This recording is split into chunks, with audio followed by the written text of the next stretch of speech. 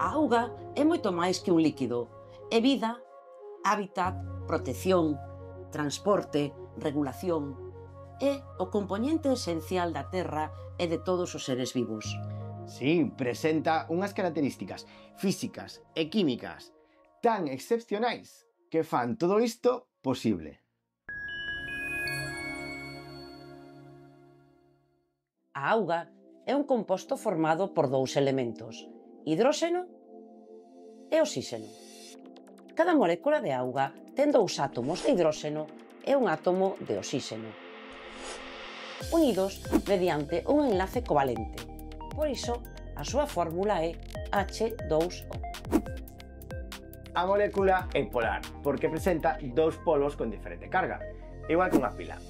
Un positivo, os hidróxenos, e outro negativo, que é o oxíxeno. A atracción entre zonas positivas e negativas de diferentes moléculas faise por uns enlaces febles chamados pontes de hidróxeno, que son os responsables da unión das moléculas entre sí.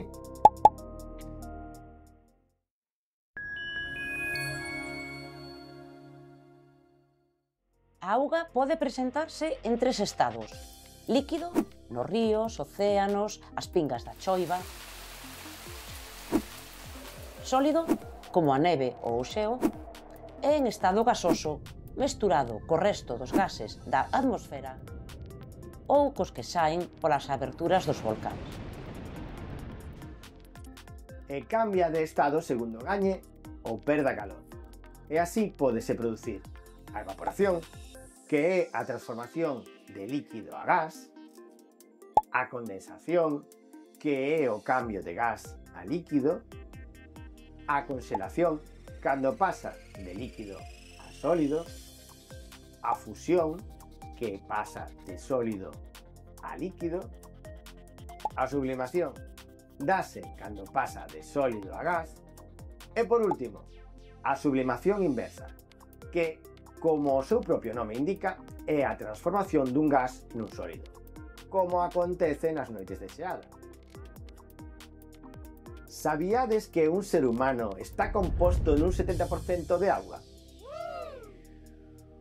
Sen ela, as reaccións biolóxicas e, por tanto, a vida non sería posible.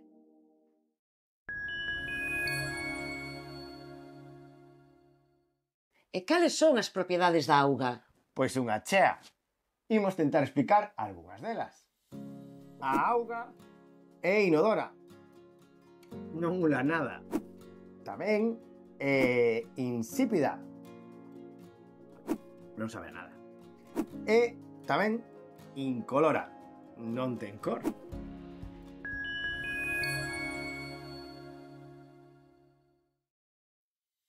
A auga é unha disolución. Non é só H2O. Leva disoltos minerais e outras sustancias. Os ións que máis abundan son o sodio, o cloro e o magnesio, entre outros. A auga doce ten moi poucos sales disoltos, ao redor de medio gramo por litro. Pola contra, a auga mariña é máis salobre, é dicir, ten maior concentración de sales, uns 35 ou 37 gramos por litro. Tal e como estades vendo aquí nos residuos resultantes da evaporación.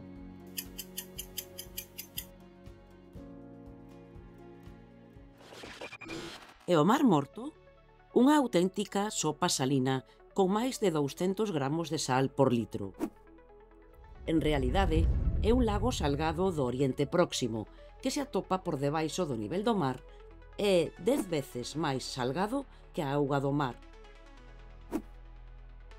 Isto permite aboiar nel sen dificultade.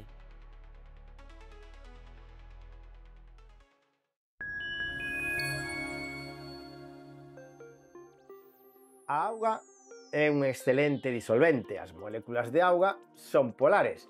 Por iso o líquido que máis sustancias disolve. Hai moitas sustancias que se mesturan e se disolven ben en auga, como os sales,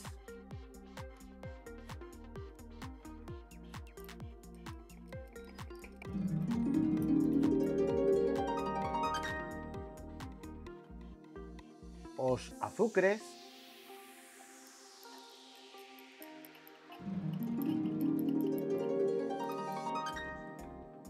os ácidos e os álcalis,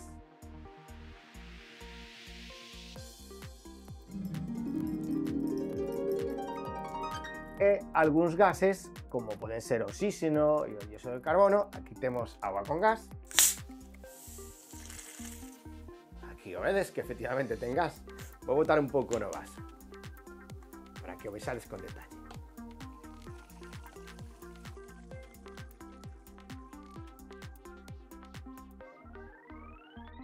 Todos estes disolvíanse ben, mentres que hai outras sustancias, como os aceites e as grasas, que non se disolven. Imos probar.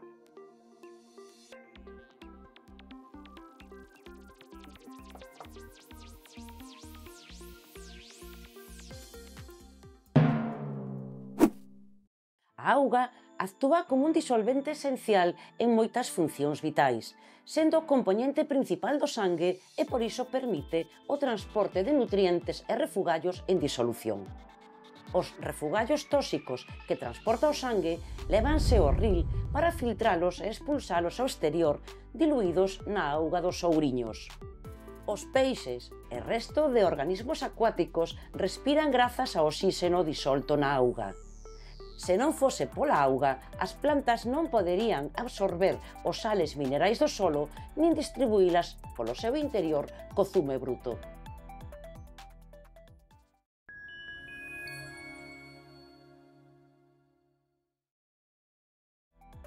A auga lubrica e amortece golpes.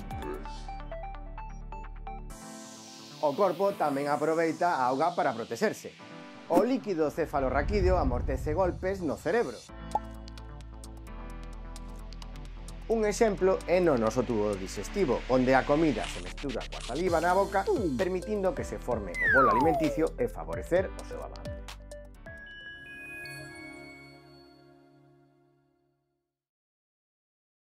A auga regula a temperatura. Para que a auga suba ou baixe a súa temperatura, ten que gañar ou perder moita enerxía. Isto é debido a que a súa calor específica é bastante elevada. As rexións costeiras teñen climas máis suaves porque o océano regula a temperatura.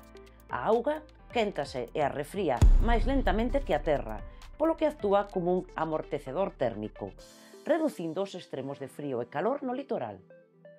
A nivel mundial, existe unha corrente chamada termoalina, que se move debido ás diferenzas de temperatura e salinidade. Axuda a regular o clima e a distribuir a calor por todo o planeta.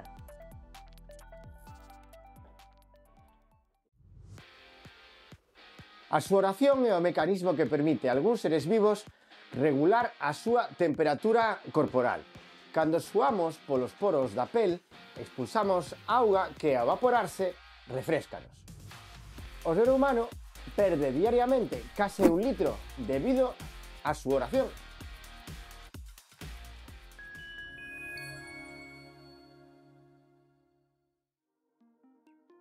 A auga conduce á electricidade, pero só se ten ións disol.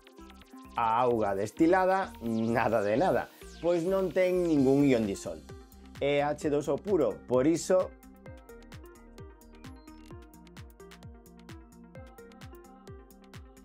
non se ilumina esta bombilla cando meto os cables. Pola contra, a auga salgada conduce a moi ben. Imos comprobalo. Se boto 2 culleradas e remexo,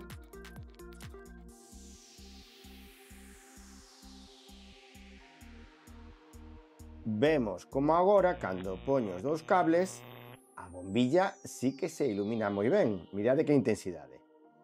Iso é porque agora a auga xa ten conductividade.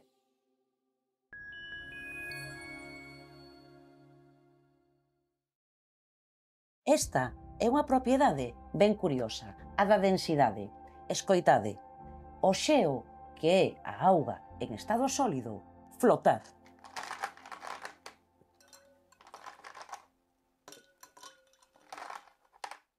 Anda, e por qué? porque é menos denso que a auga líquida. Menos denso. Incrible, un sólido que flota nun líquido. Pois así é, non?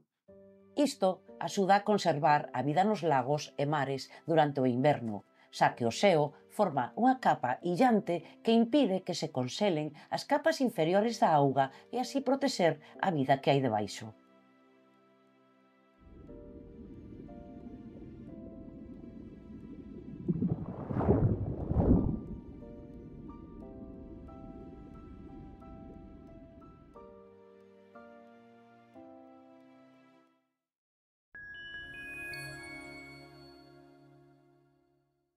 Pois esta é das máis sorprendentes para min. Atención! As moléculas de auga están unidas por forzas invisibles, a cohesión, que as mantén unidas entre sí. E tamén a adhesión, que as atrae a outras superficies. Isto crea efectos sorprendentes que acontecen na vida cotiá. Por exemplo, cando botamos varias pingas de auga sobre unha moeda, fórmase unha lámina con forma de cúpula pola cohesión entre as moléculas, que fai que se xunten nunha soa pinga. Esta tampouco escorre pola beira da moeda debido ás forzas de adhesión. Ademais, a tensión superficial fai que a superficie se comporte como unha membrana elástica, permitindo que a pinga se curve sen romperse. Grazas tamén a esta tensión superficial, insectos como este zapateiro poden camiñar sobre a auga. As súas patas reparten o peso sen romper esa película de moléculas unidas. Non nadan, están patinando sobre a auga.